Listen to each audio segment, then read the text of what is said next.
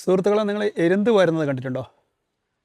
അപ്പം ഇന്നൊരു എരുന്ത് വാരുന്നൊരു വീഡിയോ ആണ് ഞാൻ ഇവിടെ നിങ്ങളെ പരിചയപ്പെടുത്തുന്നത്. ഇത് കോഴിക്കോട് എരഞ്ഞിക്കൽ ഭാഗത്താണ്. എരഞ്ഞിക്കൽ ഭാഗത്ത് ഒരു കനോലിയുണ്ട്. പണ്ടൊരു കനോലി സായിപ്പ് ഉണ്ടാക്കിയ ഒരു കനാലാണിത്. അപ്പോൾ ആ കനാലിൻ്റെ സൈഡിലാണ് നിൽക്കുന്നത്. ഇവിടെ ഒരു ചേട്ടൻ്റെ പേര് പുരുഷു എന്നാണ്. ചേട്ടൻ ഇവിടെ എരുന്ത് വാരുന്നുണ്ട്. അപ്പോൾ ചേട്ടനോട് കുറച്ച് എരുന്ത് വാരുന്ന കാര്യങ്ങളൊക്കെ ചോദിക്കാം. ഇത് ഇത് കഴിക്കാൻ നല്ല സാധനമാണ് കേട്ടോ. ഇത് വാരിയിട്ട് അങ്ങേര് വിൽക്കും. ഇത് അങ്ങേരെ ഒരു ഉപജീവനമാണ്. അപ്പം നമുക്ക് ചേട്ടനോട് ഇതിൻ്റെ പറ്റിയുള്ള കാര്യങ്ങളൊക്കെ ഒന്ന് ചോദിച്ച് മനസ്സിലാക്കാം. എന്താണ് എരുന്ത്, ഇത് എങ്ങനെയാണ് ഉപയോഗിക്കുക, എത്ര കാലമായി വാരുന്നത്, അങ്ങനെ കുറേ കാര്യങ്ങൾ നമുക്ക് ചോദിച്ച് മനസ്സിലാക്കാം. ചേട്ടൻ്റെ പേരെന്താ? ഓക്കെ, ചേട്ടൻ്റെ പേര് പുരുഷു അല്ലേ? ചേട്ടൻ ഇങ്ങനത്തെ ഒരു വല ഉപയോഗിച്ചിട്ടാണ് ഇതിട്ട് വാരുന്നത്. കഴിഞ്ഞ ദിവസം ഇവിടെ മഴ പെയ്തിരുന്നു. അതിൻ്റെ ഭാഗമായിട്ട് കുറച്ച് വെള്ളം കയറിയിട്ടുണ്ട്. ഇങ്ങനെ തോണിയിലാണ് ഈ എരുന്ത് വാരുന്നത്. ഇതാണ് കേട്ടോ എരുന്ത്. ഇതാണ് എരുന്ത് കേട്ടോ. ഇതിലൂടെ ഇങ്ങനെ ഒരു സ്റ്റെപ്പ് ഉണ്ട് കേട്ടോ. അവിടെ ഇറങ്ങാം. ഇവിടെ ഇങ്ങനെ തോണി വെച്ചിട്ട് നല്ല ആഴമുണ്ടോ എന്തോന്ന് അറിയില്ല. ചേട്ടൻ ഇങ്ങനെ വളരെ സിമ്പിളായിട്ട് വെള്ളത്തിൽ ഇങ്ങനെ മുങ്ങുന്നുണ്ട്, എഴുന്നേൽക്കുന്നുണ്ട്.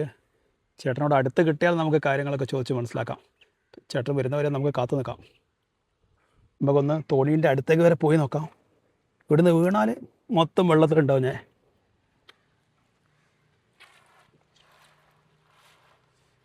ഹായ്, അടിപൊളി. ഇങ്ങനെ ഒരു മുള കുത്തിയിട്ടുണ്ട്. ഈ മുള കുത്തിയിട്ട് അതിനോടാണ് ഈ തോണി ബന്ധിപ്പിച്ചിരിക്കുന്നത്. വെയിൽ നല്ല ചൂടാണ്. അപ്പോൾ രാവിലെ ഒരു 11 മണി ആയിട്ടുണ്ടാവും കേട്ടോ. നല്ല ചൂടുണ്ട്. ഇതാണ് കേട്ടോ കനോലി കനാൽ. ഇതങ്ങ് അറബിക്കടലിലേക്കാണ് പോകുന്നത്. ഇത് കനോലി സാഹിബ് ഉണ്ടാക്കിയ കനാലാണ് കേട്ടോ. വർഷങ്ങൾക്ക് മുന്നേ അന്ന് ബ്രിട്ടൻ്റെ ഭരണമായിരുന്നു. ആ സമയത്തുണ്ടാക്കിയ കനാലാണിത്, കനോലി കനാൽ. കനോലി കനാൽ എന്ന് പറഞ്ഞാൽ ഫേമസ് ആണ് കോഴിക്കോട്. ഇത് എരഞ്ഞിക്കൽ ഭാഗമാണ്. പുരുഷേട്ട നല്ല ആഴമുണ്ടോ? നല്ല ആഴുണ്ട്. അപ്പോൾ അവിടെ വേലിയേറ്റം വലിയവർക്കൊക്കെ അനുഭവപ്പെടുന്നുണ്ടല്ലേ? ഇത് കനോലി കനാലല്ലേ? ഓക്കെ. ഇത് കുറേ കാലമായില്ല നിങ്ങൾ വരുന്നത്? എത്ര കാലമായി? 10-12 വർഷമായി. വേറെ എന്താ ജോലി ഉണ്ടോ? മീൻപിടുത്തം ഉണ്ടല്ലേ? ഓക്കെ. ഒരു ദിവസം എത്ര നിങ്ങൾ പിടിക്കും? ഇത് ഇതിന് വാരിയാന്നല്ലേ പറയല്ലേ? പെട്ടിനെ കണക്കല്ലേ? ഒരു പെട്ടി എത്ര കിലോ ഉണ്ടാവും? 100 കിലോൻ്റെ മേലെ ഉണ്ടാവും അല്ലേ? ഇത് വെള്ളം കൂടുതലുള്ളത് കൊണ്ടാണ് വരാൻ പ്രയാസം. ഇതുകൊണ്ട് എന്തൊക്കെ വിഭവങ്ങൾ ഉണ്ടാക്കാൻ പറ്റും നമുക്ക് കക്കനെ കൊണ്ട്?